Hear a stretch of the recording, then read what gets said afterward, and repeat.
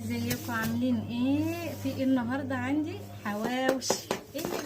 حواوشي النبي عسل وانا بعمل ترندات. بصوا استنى اسمعوا.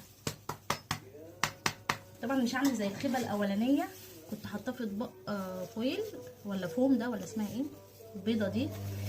فلا انا عشان على ما وزعته راح عمل ايه الاطباق اتكسرت واتعملت والرغيف بقى يلقلق. فهو بتاع الحواوشي بيلفوا في ورق سندوتشات. رحت بقى جبت ورق السندوتشات دوت القمر ده وهعمل فيه. وطبعا المخلل القمر بتاعي وغسله فلفل برده وهحطه لهم. تمام. وبكره ان شاء الله باذن الله في وجبات واطعام. وربنا يجازيكم خير ان انتوا بتثقوا فيا.